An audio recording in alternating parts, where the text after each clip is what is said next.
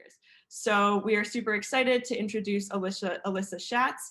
Alyssa is a member of Wood Mountain Lakota First Nations. She is currently finishing her degree in human geography and economics at the University of Alberta. Her research has primarily focused on renewable energy systems in remote Indigenous communities, which she presented at the CANSEE 2020 Virtual Student Symposium. Alongside her research, she works with the Department of Intergovernmental Affairs at Strathcona County as an Indigenous Policy Analyst Intern. This summer, she will transition to work with the Government of Canada in the Department of Natural Resources on clean energy projects, climate change, and clean economy policy. So with that, I will introduce Alyssa. Enjoy. Good morning. So hello, everyone. I hope you have your coffee this morning. So thank you for joining us and welcome to our Climate and Justice Keynote panel. So as Alex mentioned, my name is Alyssa Schatz, and I'm speaking to you today from Treaty 6 territory and the homeland of the Métis Nation of Alberta. Today we have a fantastic set of panelists where we'll explore the intersection of climate and justice as it relates to time, relationships, young voices, and grassroots approaches. We'll begin with presentations from each speakers before we open up for questions. So we have just a terrific group of panelists joining us today. So without further ado, let me introduce your first speaker. So your first speaker is Dr. Elizabeth Tunstall. She's a design anthropologist, public intellectual, and design advocate who works at the intersections of critical theory, culture, and design. As Dean of Design at Ontario College of Art and Design University, she is the first Black and Black female design of the Faculty of Design. So yeah, without further ado, Dory, take it away. Good morning, I'm Dory Tunstall. I just want to acknowledge that I'm the lands of the Mississaugas of the Credit, the Haudenosaunee, the Anishinaabe, and Huron-Wendat here in Takaranto. So I'm going to share my screen. So I'm here to talk to you, not so much about OCAD University, which is what I normally do, but actually to talk about this wonderful initiative called It's My Future Toronto. And so I'm here representing Adrian, Blake, Keelan, Laith, Logan, PJ, and Zara, who are the youth who've participated in this program since September of last year. So It's My Future Toronto is a special program that's brought together education, industry, and government to provide opportunities for 8 to 12-year-olds, Indigenous, Black, and POC youth to design Toronto's recovery from COVID-19, as well as address systematic racism as we think about the future of the city in the next 3 to 5 years. So 9 youth have been guided through a process of how-to videos on the website itsmyfuture.to.ca and online workshops with professional journalists, designers, advertisers, community activists, movie directors, as well as policy experts. And so some important concepts, there's about 4 concepts I think I'm going to cover today. So one, just what do I mean by IBPOC or IBPOC? So this is Indigenous, Black, and POC. And the way in which we talk about it is that the distinctions between those positionalities and those groups have to do with their relationship to the land and their relationship to settler colonial states' policies of assimilation. And this is important, I think, when we talk about, ecological economies, because again, the relationship to the land and the relationship to issues of social justice are one and the same. And so when we think about things in the context of decolonization in particular, we cannot separate the economics of the discussions from those relationships to the land. But again, returning, what do I mean by IBPOC? So Indigenous are the original custodians of the land. And in terms of their relationship to settler colonial policies, they fought for over 500 years and more so in other places against assimilationist policies. In terms of Black, they are brought involuntarily to the land through processes of enslavement and or might be new settlers. The thing that's really important is to understand that they are in many ways structurally unassimilatable due to the notions of white supremacy which exist in most settler colonial states. And again, all the uprisings around Black Lives Matter is the tangible manifestation of the continuation of the unassimilatability of Black populations when it comes to the state. And then there's people of color, which then represents a variety of people from all over the world who are not Indigenous and not Black, nor European of white heritage. And they have often had to flee their homelands due to colonial pressures to come to places such as here in Canada as new settlers. And in terms of their relationship to the settler colonial state policies and assimilations, they often have to make difficult and painful choices around assimilation based on their class, their skin color, education, etc.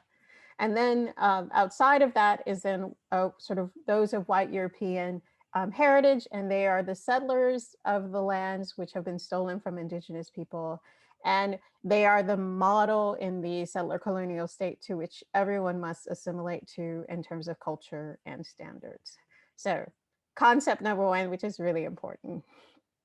In terms of, and so we focused on Indigenous, Black, and POC youth because in the context of the response to the COVID by the city, they are in many ways the marginalized or the marginalized in the sense that there's often work that works with teens, there's often projects that work with kids, but there's this 8 to 12-year-old group that often gets neglected.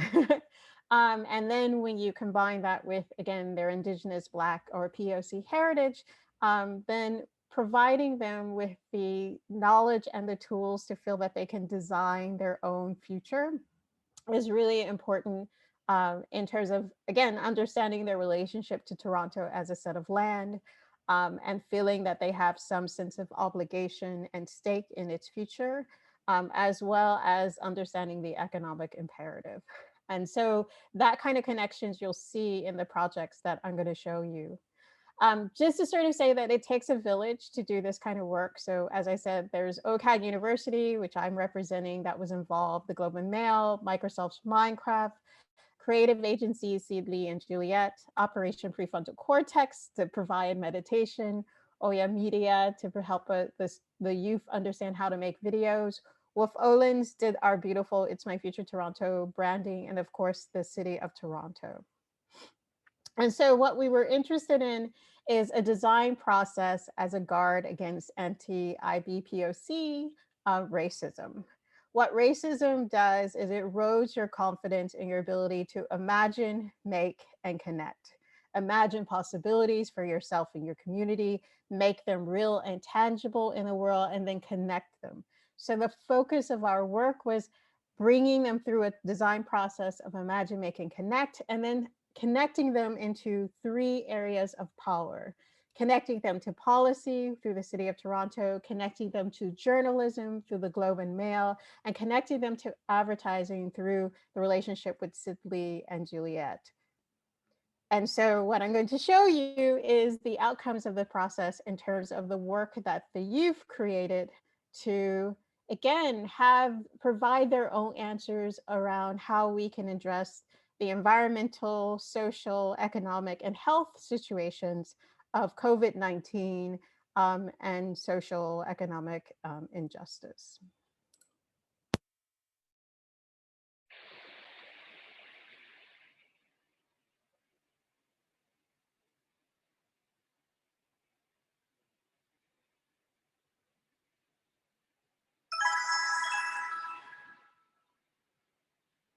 Here's my idea, Toronto. It's called the Bluetooth alarm clock. How often have you woken up to your alarm and hit the snooze button because it's within arm's reach to keep sleeping, making you late for school or work? My Bluetooth alarm clock makes you get out of bed to turn it off, and then look, you're already awake. Here's an example of it working. Oh wow, my alarm's going off. I'm so tired, but I have to go across the room to turn it off. I walked all the way here to turn off my alarm, but now I'm awake and I can start my day. Thanks for listening, and you can help my idea at itsmyfutureto.ca to support my idea and help Toronto for the future. Thanks.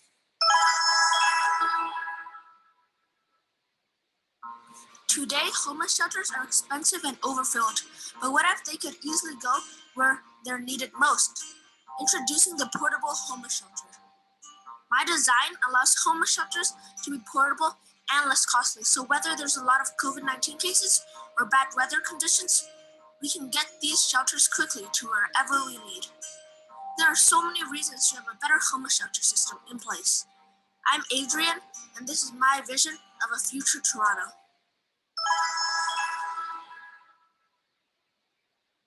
Have you ever needed a reminder to spend less time on your phone and more time doing something better? Then you need Screen Timer. Just download the app and set your screen time limit like a daily alarm. Once you reach it, you'll get a notification that tells you to put the phone away. Get outside, read a book, or be more active. I'm Keelan, and this is my vision for future Toronto.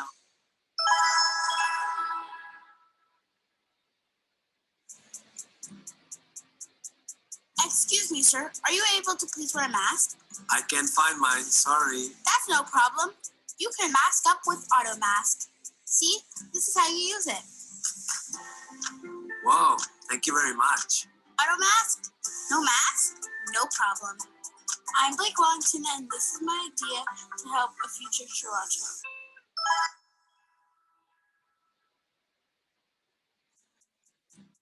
Oh, that lady's forgetting to keep 6 feet apart from us. You should download the Safe Space app. It helps us all social distance. Check it out. It reminds us to stay apart so we can get together again sooner. Thank you so much. That's so cool. Download Safe Space if you need your safe space.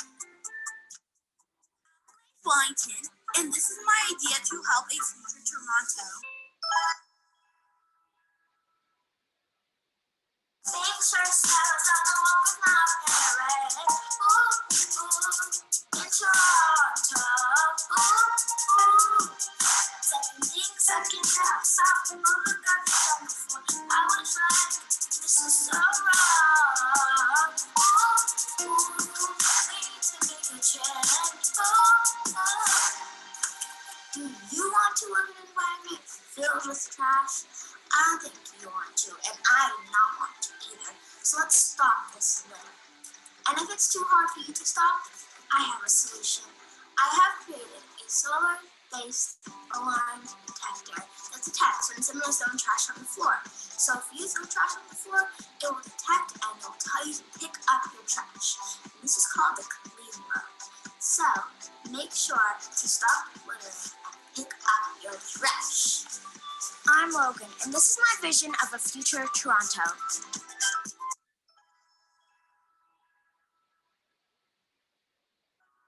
We all care about the health and well-being of our pets and our ecosystem.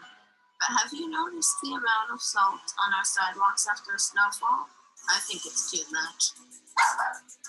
Introducing SSR, the Super Salt Remover. Peter O'Mahuna has designed sidewalks that use pipes of hot water to melt snow instead of using salt. I don't like seeing the environment get polluted because of snow salt.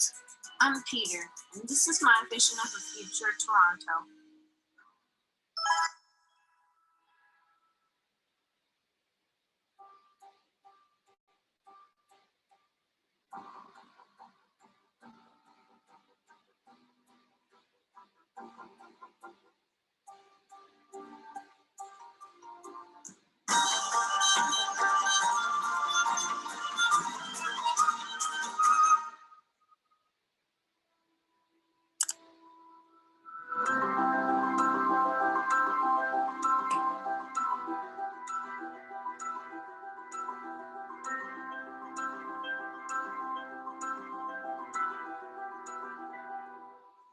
I'm Zara, and this is my vision of a future Toronto. So what's up next for It's My Future Toronto is that we're fundraising 50,000 K by July the 1st to develop further proof of concepts of the use, ideals, and prototypes. So right now we're in a social media campaign, and then on June the 14th, we'll start of our out of home campaign where we'll have billboards and posters trying to, again, promote a more culture's safety, health, and environmental sustainability by the wonderful ideals of these youth. And so I think the key concept to understand why programs like It's My Future Toronto matter is that, as you can see, youth as young as 8-year-old are aware of and concerned about their and our ecological and social economic futures. Maintaining and having a high confidence in your ability to design as imagine, make, and connect is necessary in order to create positive change for all my relations. So you saw the things, they're concerned about pets, they're concerned about the environment, they're concerned about their flowers, as well as concerned about people. And so maintaining and building that confidence is really important in working with Indigenous, Black, and POC youth. And again, what we can do is support their ideals for a better future by connecting them to the power structures that affect their lives. So connect them to policy, connect them to journalism, connect them to advertising. So even at this young age, they are aware of the ways in which they can affect change by sharing their ideas with those who can help them make it real and tangible in life. So for more information, visit itsmyfutureto.ca. To donate, go to torontofoundation.ca /IMFTO, and then please join the social media campaign through my Instagram at DeanDory_OCATU or Twitter at Dory_D'Angelo. So thank you very much.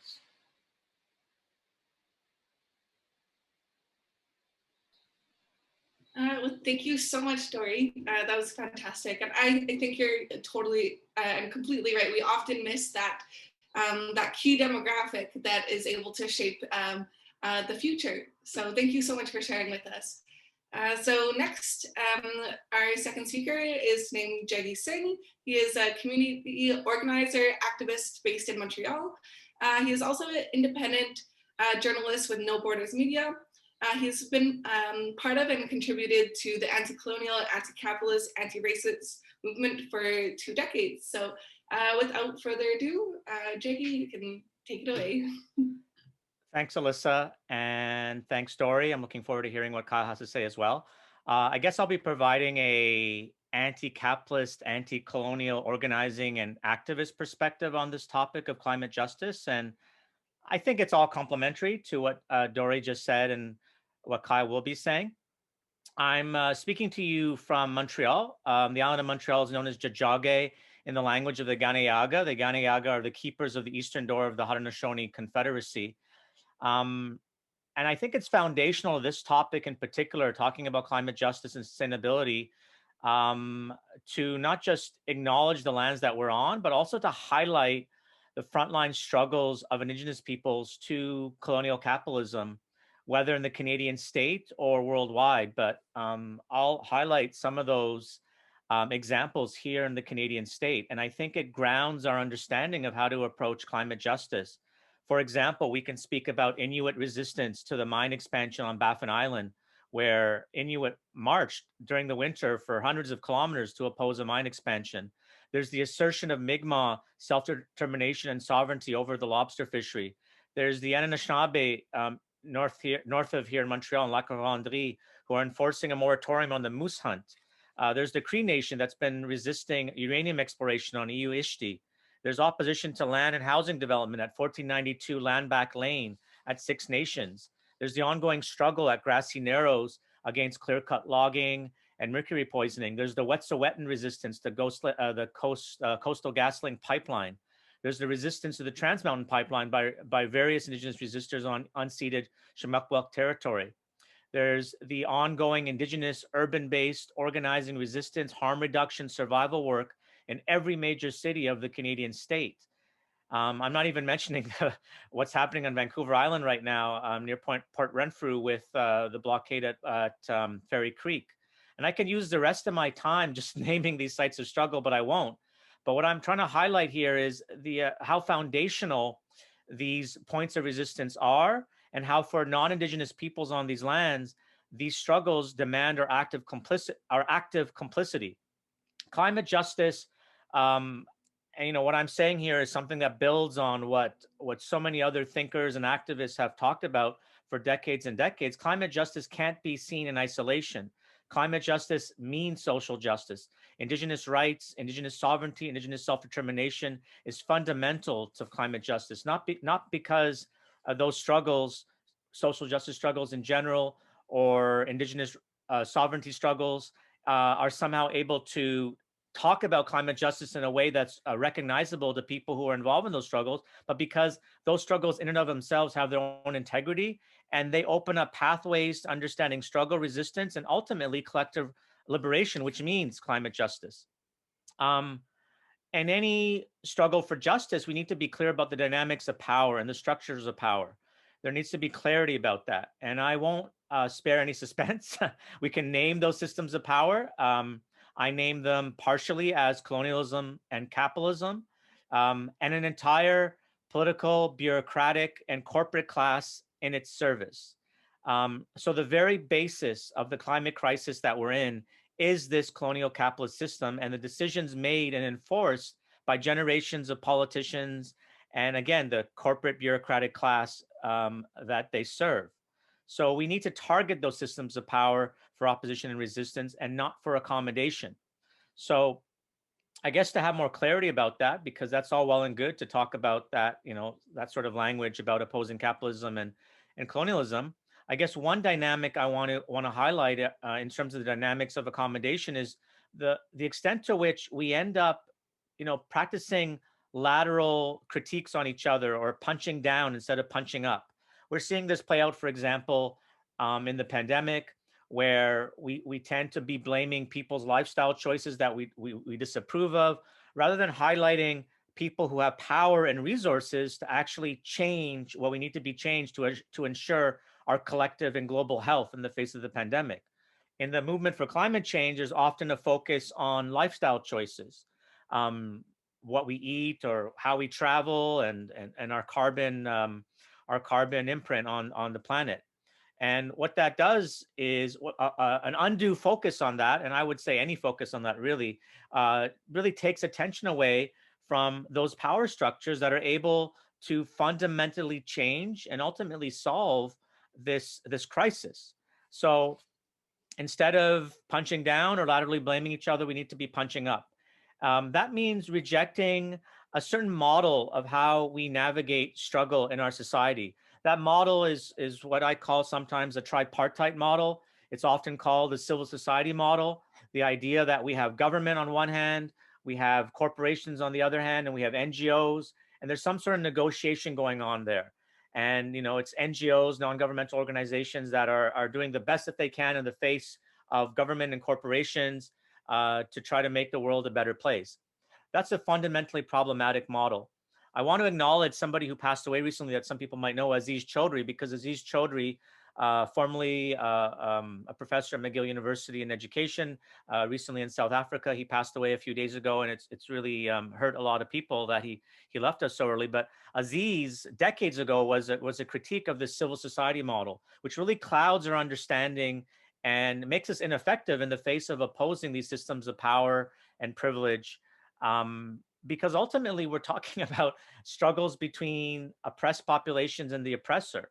And to have clarity around that will help us deal with climate justice or any sort of justice, rather than accommodating ourselves to those systems of power, feeling like by accommodating ourselves, we're able to have some sort of change, but ultimately we're not having change.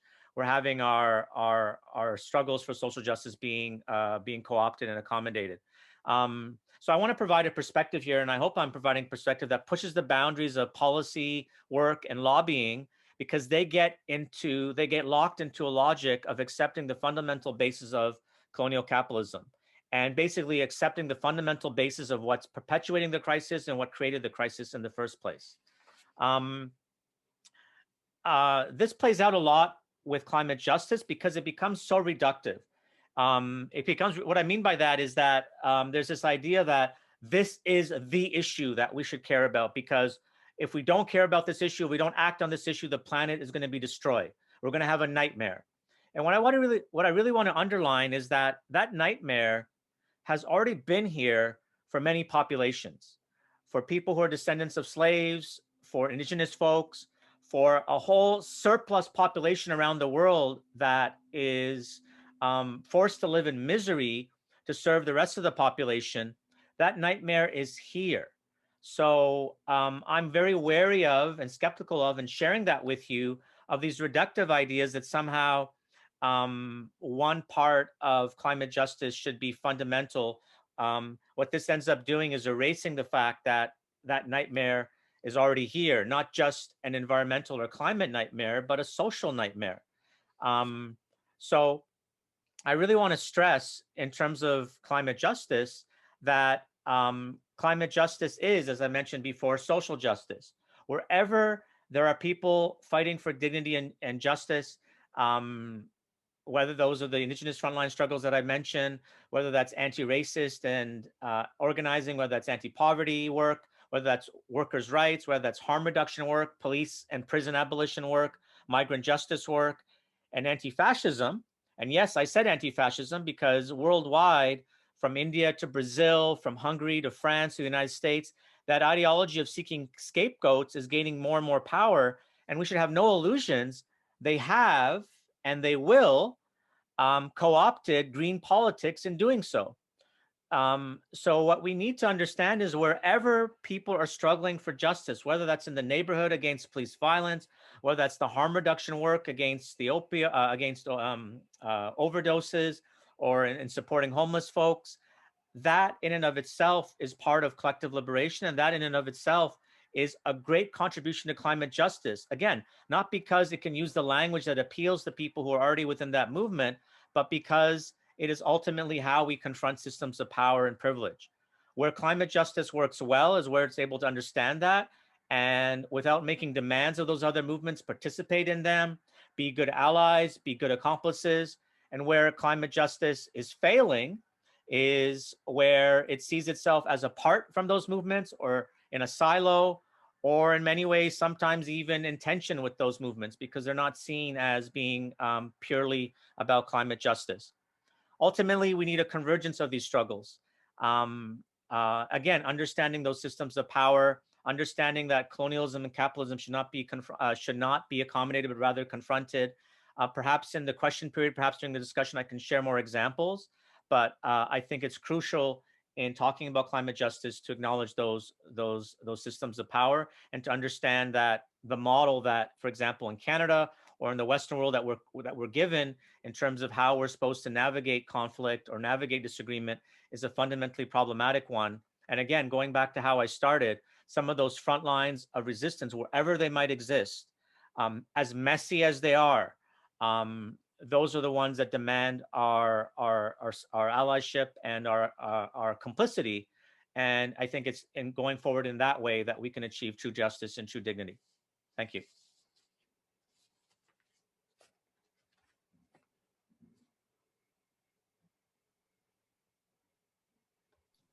Perfect. Thank you so much, Jeggy. I think, yeah, often we just so easily take these systems as the default. And when we stop and reconsider how the civic society model needs to shift and needs to change, and how that needs to just not be the default, it opens up this huge conversation. So next, I'm going to introduce you to Dr. Kyle White. Oops, sorry. Dr. Kyle White is a George Willis Pack Professor of Environmental and Sustainability at the University of Michigan. Kyle's research addresses moral and political issues concerning climate change and Indigenous peoples, the ethics of cooperative relationships between Indigenous peoples and science organizations, and the problems of Indigenous justice in public and academic discussions of food sovereignty, environmental justice, and the Anthropocene. He is also an enrolled member of the Citizen of the Potawatomi Nation. All right, so Kyle, take it away. Miigwech, Alyssa, and I appreciate the chance to be in dialogue with Jeggy and Dory. I want to talk a little bit about some ways of thinking about Indigenous justice in relation to climate and environmental change. I'll say a few things about the work that I do. to get started. So I'm a member of the Citizen Potawatomi Nation, and we're in Oklahoma, but we're Anishinaabe and originally from the Great Lakes region. And a lot of my work right now, since I've been living in the Great Lakes area, is in the protection of plants and animals and ecosystems that matter to us as Anishinaabe people. I've worked for almost a decade with the Sustainable Development Institute at the College of Menominee Nation, which is an Indigenous research institute at the college. And we've done numerous educational programs and work empowering tribes to address climate change and policy work. I'm one of the founding members of and currently chair of the management committee of the Michigan Environmental Justice Coalition, which is a grassroots people of color-led organization addressing multiple environmental justice issues here in Michigan. I'm a faculty member in the environmental justice specialization in the School for Environment and Sustainability at Michigan. We're actually the oldest academic program in environmental justice. I'm part of the climate change group at the Affiliated Tribes of Northwest Indians. We produce policy reports and we create educational programs and seek to empower tribes to take leadership within climate change.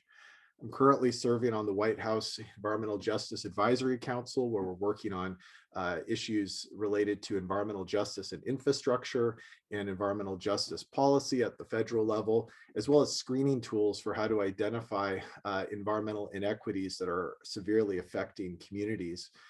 Previously, I'd worked as an advisor on the Climate Change and Natural Resource Science Advisory Committee in the Department of Interior. I've been an author on the U.S. National Climate Assessment. In our assessment, we have a tribal chapter, and it's been that way for some years. I work a lot on expanding Native people within the sciences. I'm active in the Rising Voices Center through the National Center for Atmospheric Research, which seeks to empower Native folks in climate science.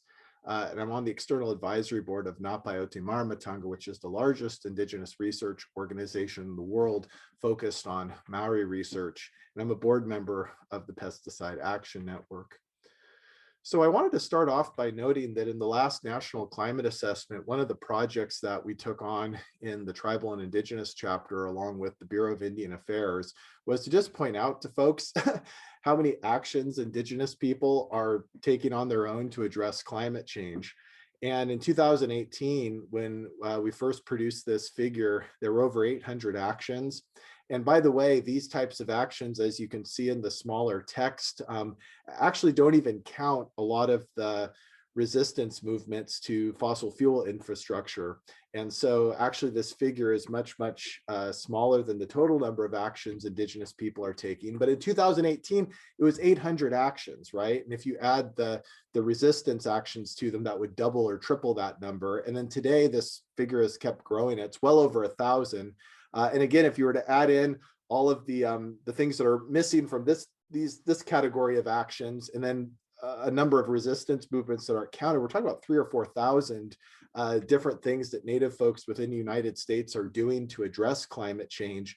And if you realize that there's just several million Native folks in the US context, and yet in the state of Michigan, there's 10 million people. You know, in the state of Michigan, there are not, thousands of climate change actions that folks are taking. So it gives you a sense of how, serious for us climate change is. And one of the key reasons why is that, climate change, the study of climate change is not new for Native people. Climate science, or in the way that Native people would describe it, in terms of their languages and their knowledge systems, is like one of our oldest ways of knowing what it means for a society to be adaptive and to be conducive to the dynamics of ecosystems. And United Tribes Technical College, students and faculty there created this image, which is an example of an Indigenous governance structure that includes the idea that society itself is organized, right? What people do, how institutions are formed in order to best approximate the dynamics of ecosystems, which means for a lot of Native folks, our governance traditions, and this is definitely true for Anishinaabe folks, aren't just like one hierarchical government that exists all year round, right? Governance shifts and changes throughout the year to be adaptive to, both seasonal changes, but also trends and long-term changes. So something kind of like climate change. And so this brings me to what I really wanted to focus on was that, for Indigenous folks, I think that oftentimes some of our perspectives on the climate crisis and the urgency to address climate change are pretty misunderstood. And so I've been working through different, figures and ways to talk about this. And it has a lot to do with, how we value certain strategies for addressing climate change and how we understand the economic aspects and how we understand the solutions. And so if the blue is like several hundred years and the red is several thousand years, and we're thinking of like imagining how history looks and unfolds, right? In the United States, and this has been my experience in the educational system, everything is focused on the US industrial and colonial period. So most of our learning in the US context involves a heavy emphasis on like what's happened for the last 2 or 3 centuries. That's the industrial period, the colonial period, the racial capitalist period, the deep patriarchal period, the ableist period. And then there's certainly things that come before, but it's usually pretty random, right? Some bizarre connections to like the Romans or the Greeks or, references to hunter-gatherers.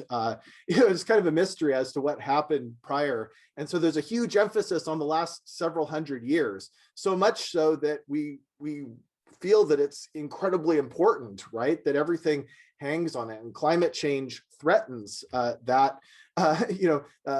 way of life that was cultivated, that was developed in that period for people who are privileged. And so in this way, right, it affects solutions. It creates a sense of history, a sense of time that generates a certain type of urgency where it's all about saving the privileges and the conditions and the expectations that people have been normalized into, that they feel are normal in the current time period.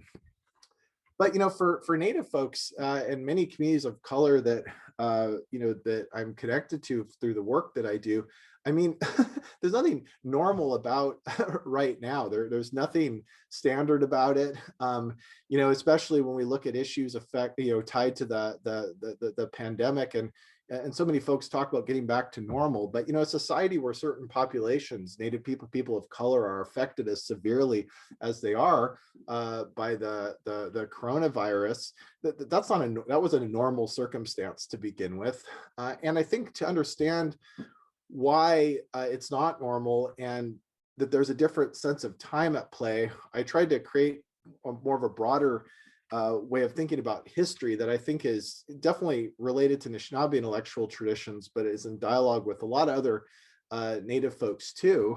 So for us, right, the emphasis is not like on like the last several hundred years, but we're thinking big about all of history and the longevity of our people, and we know that long history wasn't just like a monotonous history. There were all sorts of changes and shifts, and I put in blue there different periods of several hundred years, or where there was warfare, or there was an upheaval, or society changed drastically, or there was climate change, right? We know that there was climate change in the past, and we know through stories, right, through the oral tradition, through documented stories, that historically sometimes it has come to us that climate change occurred and we didn't know why.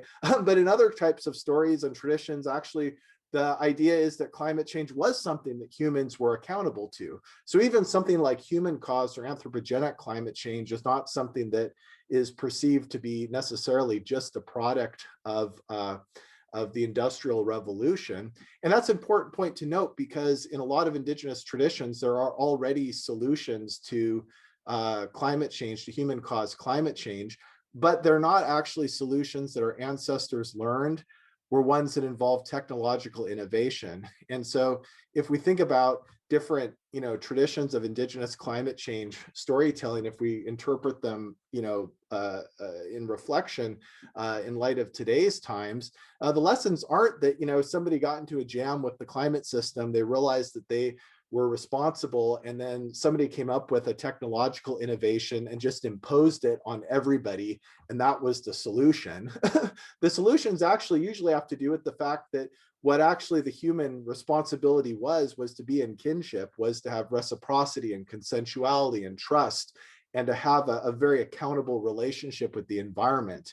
And that actually that is what justice means, that's what it means to address climate change. Is actually to address the social issues that make it so that climate change has an inequitable impact, and that solutions in turn will also have an inequitable impact. And so we have those histories and those conversations, all the while it's part of this memory of thinking about seasonality and time, like I showed you in the previous slide. And so for us, right, the US industrial colonial period is just this little blue spot. And it's not a good place to be. We're not happy, obviously. We're devastated in this current era. Our ancestors, others would have been horrified to think that their descendants would be living in a time where consent doesn't matter, where consultation is a kind of a phony puppet exercise, where our people are disempowered in the health system, in the educational system, in the political system. But yet there are tremendous actions taking place. We're already protecting our communities, like I showed you with the climate change information. We're already doing what it takes to create a sense of community and to support future generations, but we're facing all these barriers and challenges, right? But for us, it's just this, this is a period of time we're in, and we're not trying to stay in this period of time. So when we think about solutions to climate change, a lot of us in no way are trying to protect anything about this little time period that's part of our broader history, because this is the period where we've been colonized. And, for us too, and I put some different color arrows in, right? We're not only trying to advocate for our own futurity and for our own getting out of this period, but we want everybody to be liberated, right? We want people of color, we want communities that are facing other forms of disempowerment, people with disabilities. We want everybody to achieve liberation. We want everybody to be in a situation where they're out of colonization, out of racial capitalism, and out of other forms of oppression. And so I think this creates a very different sense of what justice means. On the one hand, many dominant environmentalists, right, see there being this urgency to try to do things that will not be too disruptive of the current status quo, even if they express that using radical language. But for others, we're not trying to protect anything about this period. There's nothing normal. There's nothing about today's way of life that should ever be taken for granted, because again, it's a small, violent, disruptive period in a much longer history. And so the strategies that we've used to cope, the approaches we've used to negotiate constant inequity, constant injustice, and a constant threat of violence are ones that actually emphasize, no different from our stories, the importance of not only maintaining communities that place a premium on consent, reciprocity, and trust and accountability, but also that we have diplomatic relationships, we recover diplomatic relationships with others outside of our community that'll make it possible for the coordinated action that we're going to need to really address climate change and climate justice. Hey, good to have a chance to share with you all.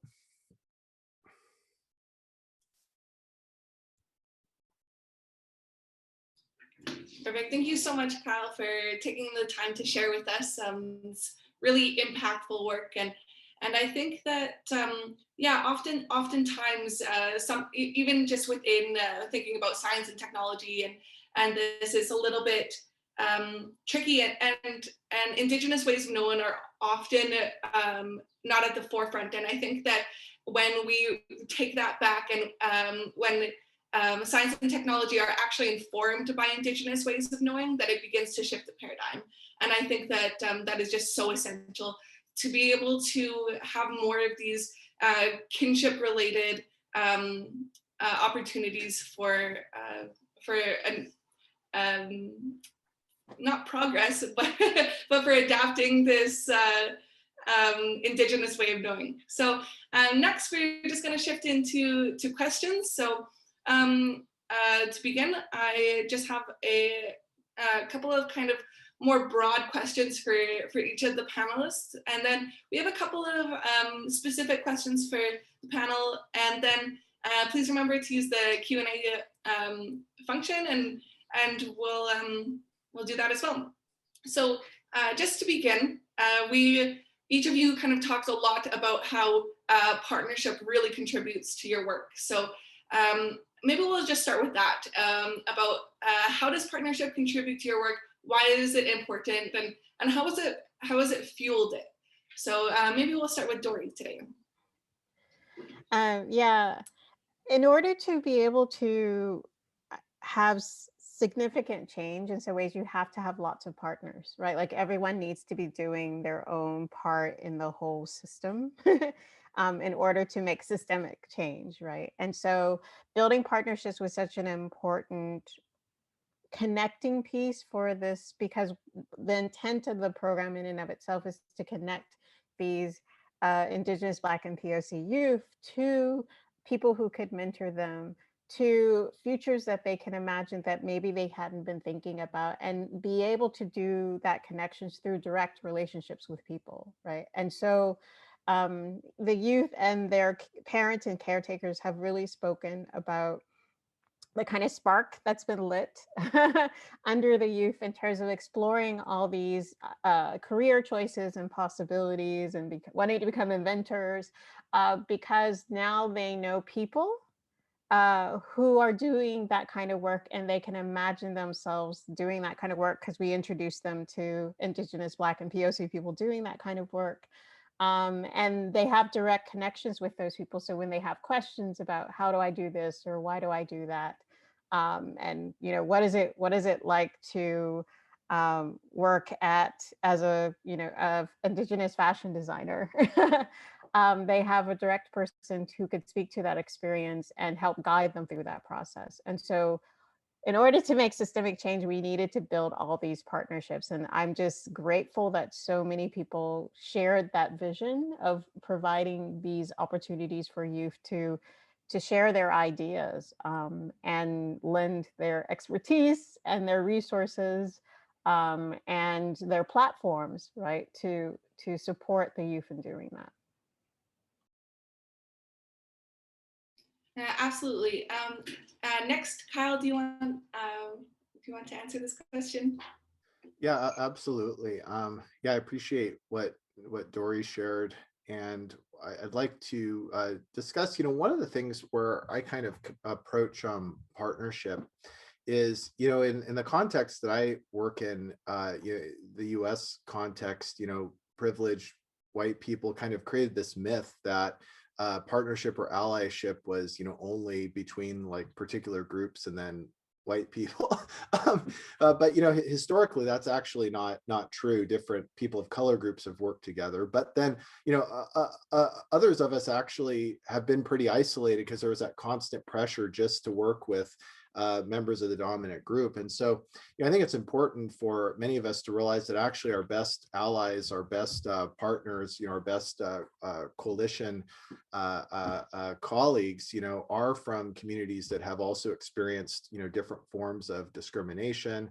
But, there's a lot of work to do, right? Because there's some of us who are really experienced in that space, and, histories of people doing that coalition work going way back.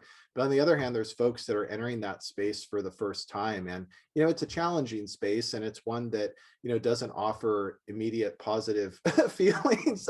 But it is the important one, because if we can build our coalitions, we have a lot of advantages. We can identify if we are open to listening with some of our pain and our struggles, and we can find ways to work together and explore alternatives that aren't available to us when we collaborate with the dominant society. Yeah, this is why I think that when I came to Canada, because I'm originally from the United States, when I came to Canada and they introduced the concept of BIPOC, I was like, what are you talking about? Because POC, that's us included. Why is Black separated?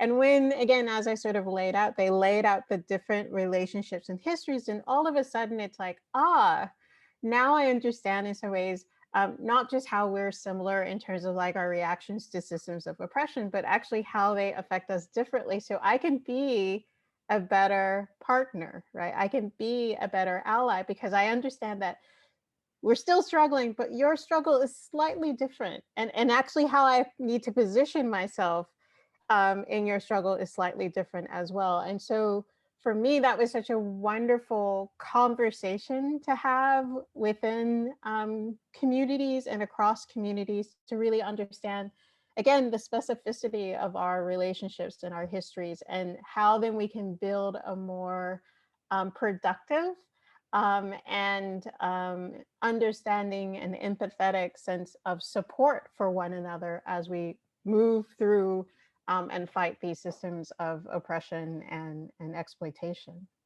Yeah, those are amazing points, Dory.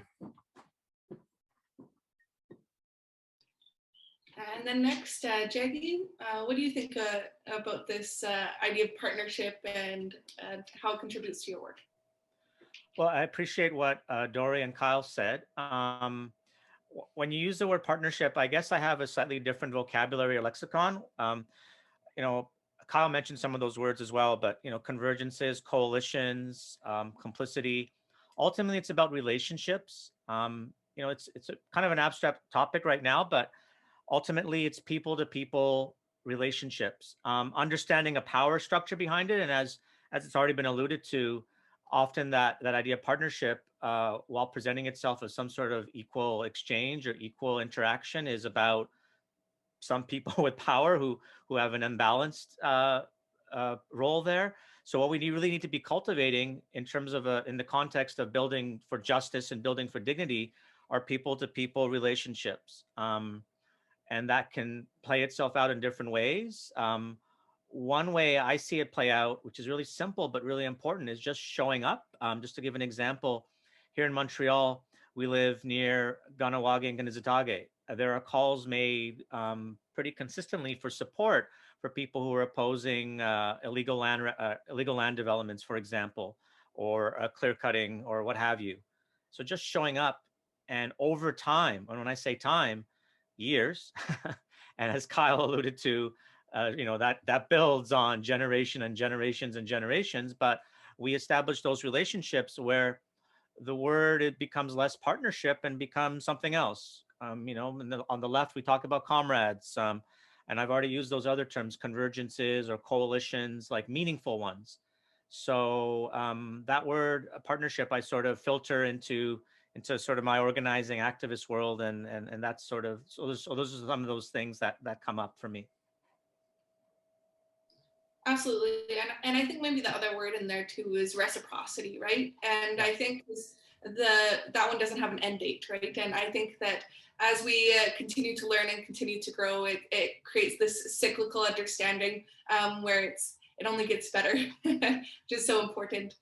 All right, so next you all kind of spoke about some of these kind of unconventional thoughts that are not always talked about in mainstream thought.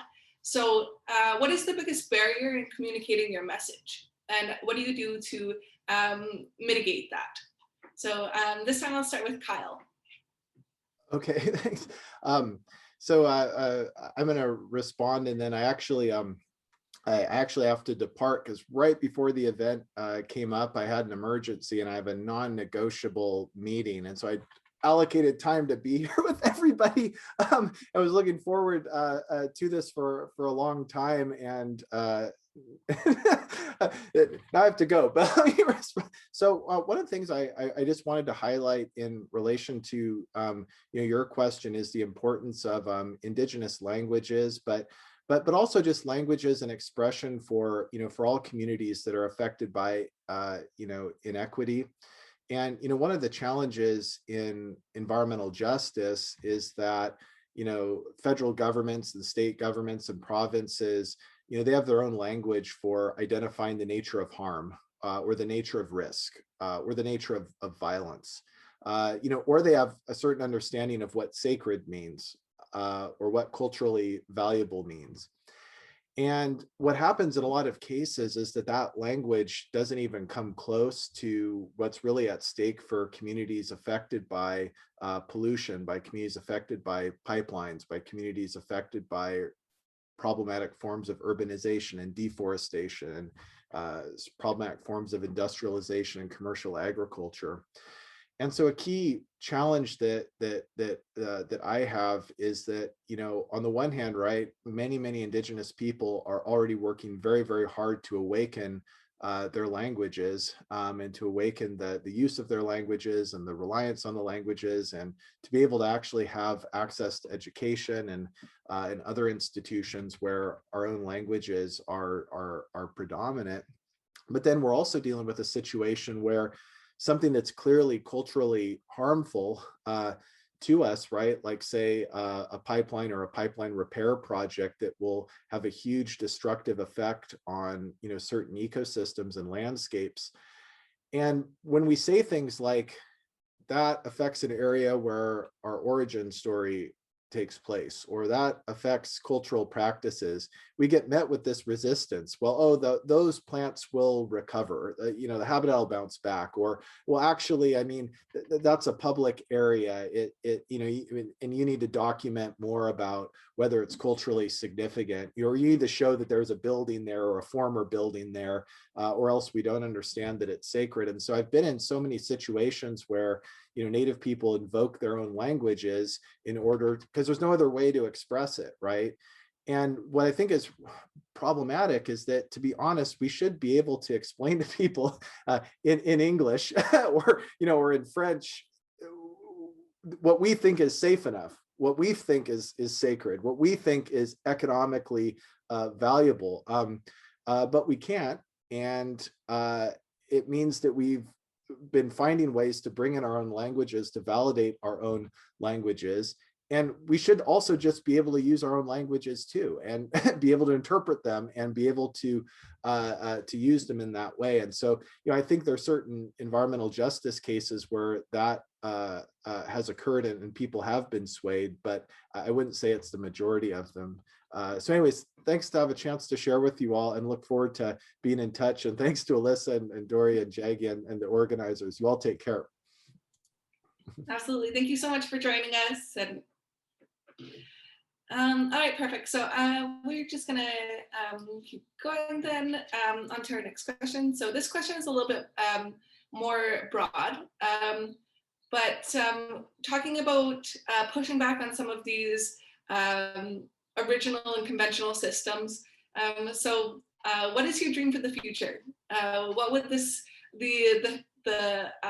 outcome of some of these projects that you've been working on, what would that look like? And I'll start with Dory this time. I was trying to point you to Jeggy.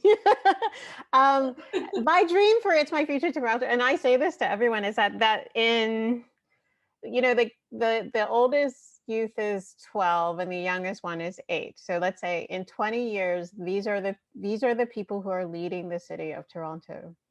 And they're leading the city of Toronto because they've had this formative experience in which they're not afraid of the government, because they've gone and given presentations to, you know, the Toronto Youth Chamber, and they thought they were brilliant, right? They're not afraid of using the journalism and newspaper as a way to express their opinions. Why? Because they've already been through the process of how to write an editorial, and it was, you know, published on April the 16th, right? That and now, like I said, we're rolling out the advertising campaign, and they're not afraid of the language of advertising to, again, communicate their ideas. And so all of these things are tools, and we've talked about in the program, like all of these particular areas have been quite harmful to Indigenous, Black, and POC communities. And we lay out the ways, the harm that's been done, but we also talk about why more Indigenous, Black, and POC people are getting involved in these fields to be able to take these tools and make them work on behalf of the issues that matter to them. So what I dream of is that, you know, am I still going to be around in 20 years? I should be around in 20 years. Just, you know, coming to visit the city of Toronto and meeting Logan, right, the one who was singing the song about like picking up litter, as the mayor, right, of the city of Toronto, and knowing that that experience started when she was 8 years old and sharing her ideas. Perfect. And then on to Jeggy. Well, I did want to say that youth-focused work is so crucial, whether that's teens, whether that's people who are younger. It needs to be done in a way that doesn't propagandize, but rather seeks to empower, seeks to provide info and cultivate that. So I feel where I'm coming from as as an organizer and activist, that is sometimes downplayed, and I really respect and really love that youth-based organizing. That's just something I wanted to say, just based on what Dory was saying and what Dory had shared earlier. It's such an art, such a skill to be able to do, and it's some of the projects that I've been involved with over the years that do involve kids or youth have been, and often it just involves creating moments where people can experience pleasure and fun. Within a political context. For example, in migrant justice organizing, giving undocumented parents who are dealing with a lot some relief while we take their kids to the biodome, or go sledding in the winter, where a lot of people have never experienced that. So I just really wanted to mention that. This is a more of an academic university type of setting, but we all need, because that's something we all need to be cultivating, our ability to do so, whether on a small scale or not. And again, not to propagandize the next generation, but rather to provide a model of how we do pedagogy, whether in formal settings or not, especially in the context of social justice. But I guess the other thing that comes up to me when with your question, Alyssa, is that I just try to stay steadfast when there are downturns, and I try to not get too optimistic when there's upturns, because social struggle has both. That's a guarantee. And sometimes we feel like a year feels like 2 decades, and sometimes 10 days can feel like a decade. History moves really fast. We know that. Just in the last 2 years, putting aside all the cliches about the pandemic and all of that, we've seen a level of protest for racial justice that we haven't seen in 30 years.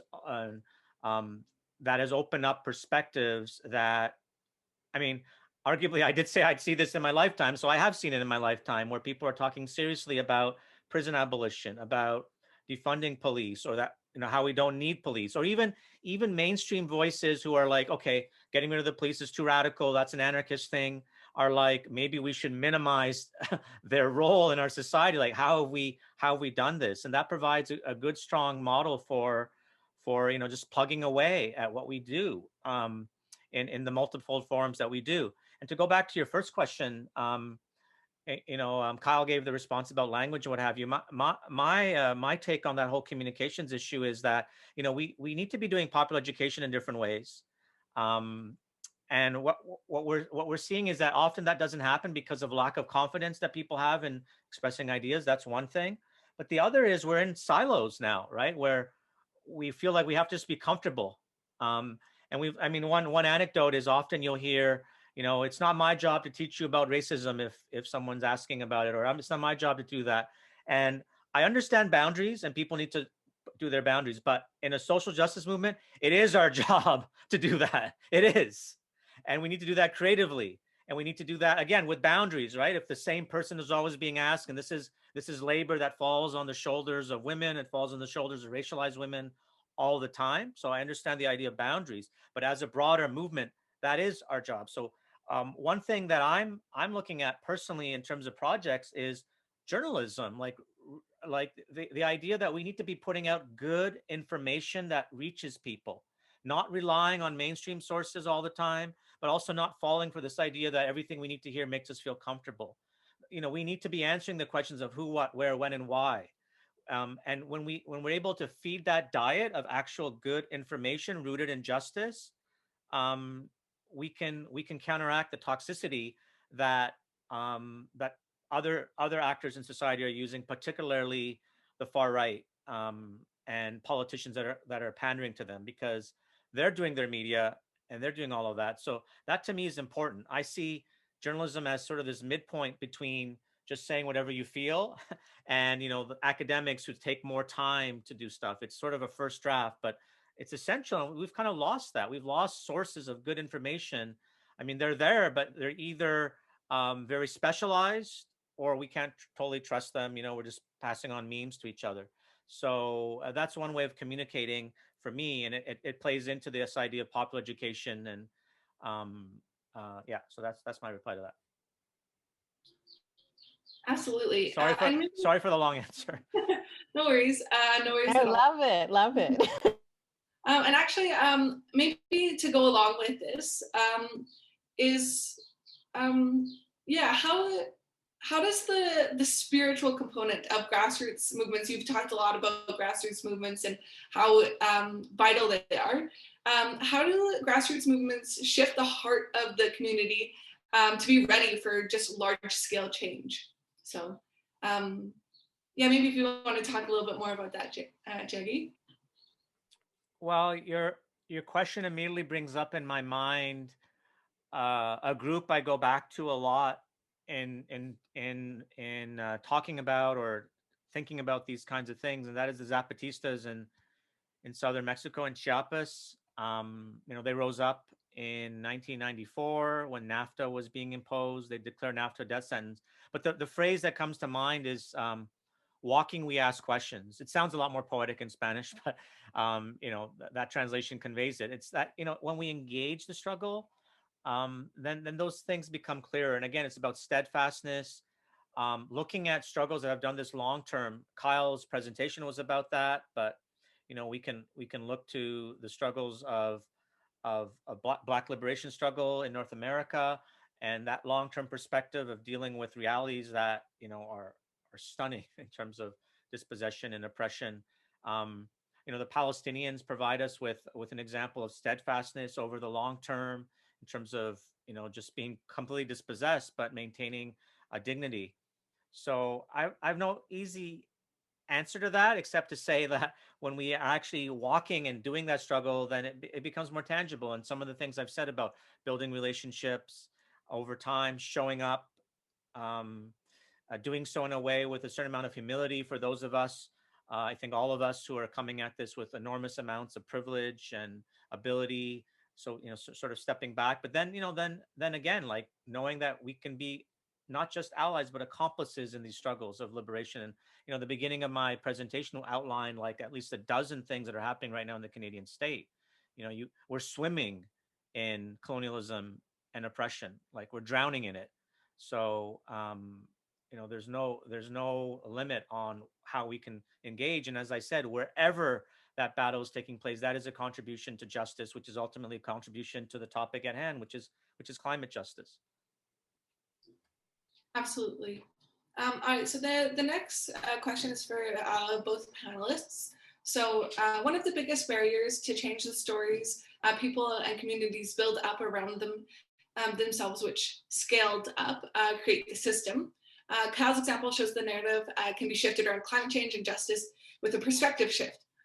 We can't force communities to change so how do we help them to rebuild their own stories, which include a vision of social and climate equity and justice? Well, I could talk about that one because again, I mean, It's My Future Toronto is exactly that. And it's giving them the tools, giving them access into structures that allow them to scale and amplify their message. And one of the things that was really important when we were talking to the partners is to say that, like, again, you know, in terms of journalism, is like the youth already do journalism. What they don't have is your specific vocabulary around it. So what you're undoing is actually connecting what they already do, right? And reporting to each other, whether they're writing rap songs or they're doing this, they're already reporting to other people, their friends, their family, their community, what's going on in their lives and community around it. But what we just want to do is to connect what they're doing to, in some ways, these systems that allow them to amplify what it is they're doing so it can reach further people, it can reach greater people. So in that sense, it's just providing the tools, providing the access And then just sitting back and letting go, like let them do their thing and just support them in whatever ways that they feel like they need to support, but really let them to sort of really shine through, and again, directly communicate the message in the way that they want to. Because what was really beautiful about like these ads is that the youth, they wrote the ads, right? And they had some help with some of the visuals, but they did the storyboarding. Like they drew out the storyboard, they did the, like they wrote out the script, and we just had the professionals there just like, okay, we'll pull in the music, we'll do a little bit of the animation because we could just do it a little bit faster than you can, right? But this is their stories in their own voices. So it's resources, access, and then get out of the way is the best way to do it. Just a quick addition. It's a really good question. Some of the most inspiring stuff I've experienced over the years is when people actually vision what they mean by the things that they're talking about. Some of what I'm seeing recently, for example, is from the prison and police abolition movement. There's been some really creative popular education work, whether it's cartoons, whether it's just conceiving of how does this look like, when we talk about this, what does that mean? What does restorative justice mean? What does it mean to live in a world without jails and prisons? And similarly, we should do that for all the radical stuff that shocks people sometimes, like a world of open borders, a world of true Indigenous justice, reparations. What does that look like? Not in a way that necessarily is going to make everybody feel safe, but because it does mean fundamental changes in power in society, but ultimately it does mean a society that's collectively liberated and better. And so there's a lot of those examples, and we really underestimate that. I think a lot of the time that is not given priority, mainly because the day-to-day survival work and the day-to-day organizing work doesn't permit the time to reflect on that. So when that can happen, when people do provide that space, it's crucial. And that's been really inspiring. So I'm glad that question was asked. And also, a lot of people do that, and also shows limitations. Like I've seen these utopic visions, and I'm like, I don't want to live in that. It's not about everything being rainbows or what have you. It's about what what does solidarity feel like? What does restoration feel like? What does reparations feel like? And it's gonna it's not meant to be just purely therapeutic. It's meant to actually make us a little bit uncomfortable, but then to see there's a way forward. And I feel, again, to go back to, I mentioned a few times now, but a lot of the abolition movement around prisons and police have done a lot of good work in the last 2 years around that, to give us a model of how we could use that for other struggles. Well, and this is the part where, like, again, I love being in design, because again, we have to, the process that we walk through, right, is that, like, imagine what the problems are. And imagine is, like, problems exist, but we have to, in some ways, frame them for ourselves. So when we talk about imagine, we have to frame them in a way that we understand them, right? And then but you can imagine solutions, right? And that's, and a lot of that work, we encourage people to draw as a way to do it. So take it out of words, just put it into sort of your own images, because it gets you thinking about what can I see as a possibility, right? And then we bring it to make, and you make it so that you can share it better with others. Because as you sort of say, I show you my utopian vision and you say, that's exactly my vision of dystopia. So let's have a conversation around this. And it's like, well, if you change this, then it might be this. And if you change this, it might, and then we might be able to actually co-create together in that dialogue between what you've made, something that works for everyone. And then, like I said, it's not just about having that sort of conversation. I think it's like you have to then connect it, right? You have to connect it to the institutions that are the levers of change. And mostly, like I said, most of it has to do with scaling the change so that you can communicate to more people to get involved, more people to sort of share their vision, more people to co-create possibilities with you. And so that's the thing I love about the design process, is that going to the question up here, like, how do you make it, more actionable in real life, is that if it's in a tangible form that you can negotiate around, that you can fight about, and whether that's a poster for a protest and you're saying these are the words that need to hit and the colors need to be this, like, this is you working with other people to figure it out what it needs to be.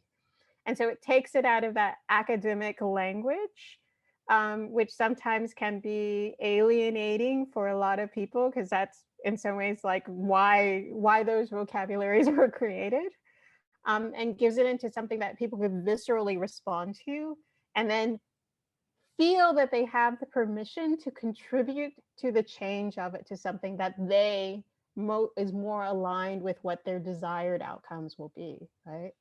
And so that's why I love working in design, because in design, like, again, it's like, name a social movement that doesn't have great posters. Name a social movement that doesn't have, great performances in terms of the way in which people use their bodies and clothing and all the things to communicate what it is that matters to them and why, right?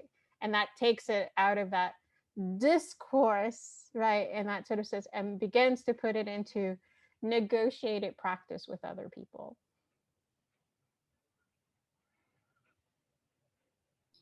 Yeah, I think, yeah, absolutely. That's a terrific answer. Thank you so much for sharing that. Another question from the Q&A is, what's your opinion on the co-opting of social justice messages by corporations? So this is a bit of a tough one. Can we talk about Kylie Jenner and the Pepsi commercial? Yeah. Saturday Night Live did a great parody of that. Yes. and that's like the response to it, right? Is that you create other languages. So I mean, so this is why one of the things I love most about being from the African American community is that so much of our culture is constantly in a process of co-optation. And so that makes us super inventive, because it's like, okay, you're going to take our word, guess what? We're going to create another one. You're going to take that was last year. We've already moved on. So there's a certain extent to which I never get overly concerned about the co-optation of social justice message, because it's just the indication to me that we need to create another message. We need to create something, because we need to, if they feel that they can use it to do something that is not about the movement, then it means we haven't moved as a movement further along to be able to communicate something else that we really need to embrace the people that we're wanting to embrace. So it's annoying. It's so annoying. And that's why we have satire as a genre. But it also is a kick in the butt, so to speak, of like, keep the movement moving, right? Don't let it stand still. Keep the movement moving. I agree with that. And, ultimately, in terms of social justice movement, when we have successes, they'll be co-opted. That's just part of the process, back, and if you just take apartheid in South Africa, there was a moment when that was only the radicals and the commies that were opposing that, and now everybody takes credit for being against it and what have you. So that's normal, and it's something I think a lot of social justice activists accept, that kind of co-optation, that a chunk of it. And as Dory just said, well, where's our movement going in terms of the radical stuff that can't be co-opted? But a lot of what's being co-opted is the performance of social justice, not actual social justice. That's something to keep in mind. And if things are able to be co-opted in that way, that means it actually goes to one of the points I was trying to make in my remarks, which is that that means we're accommodating ourselves to power, if that can happen, right? It's one thing there's this image, for example, of the Republicans versus the Democrats, right? And so the Republicans, there's this bomber that's bombing the Middle East. The Democrats have the exact same bomber that's bombing the Middle East, but it has a rainbow flag and a Black Lives Matter sticker and what have you, right? So there's no difference. It's just that sort of superficial diversity style, anti-racist, we like good things, we're against bad things kind of politics. But more fundamental stuff, that just can't be. And that becomes more uncomfortable. And yeah, satire and parody is a way of just bringing that out. Obviously, that Kylie Jenner ad of Pepsi and going up to a police officer was just mocked, because that's not what that movement was about at all. Where it's more nefarious and problematic is when the co-optation is good. You know, when they're able to understand the language. A really good example of that process, not necessarily a good example, but a good example of that process is the CIA ads that are running right now that completely co-opt identity politics and diversity, right? They have these videos up of a person who talks about disability, all of it. They take it all. So we know that anything that's out there can be co-opted, obviously, and we just need to understand. I mean, a word that I want to add to this is integrity. Like, what is the integrity of our struggle? What is it that we have that just can't be? Because that will happen. That advertising, the mainstream corporate world is about selling stuff. And if it can help sell stuff, then they'll use it. And it's a testament to the success of some of our movements that a lot of the things that we're involved with is useful for them to sell stuff. So it is what it is. The irony is, again, the CIA, let's say, using Malcolm X to persuade, racialized and people to join the CIA. Perfect. Well, we are almost at our time here, and I feel like that's a great place to leave it for today. So thank you so much to our panelists, and thank you for everyone for tuning in. And I'll pass it over to Alex. Thank you. Amazing. Thank you so much to Alyssa and the panelists. That was honestly so incredible. I'm so grateful that I got to be in the presence of that conversation. So thank you for taking the time to be here with us this morning.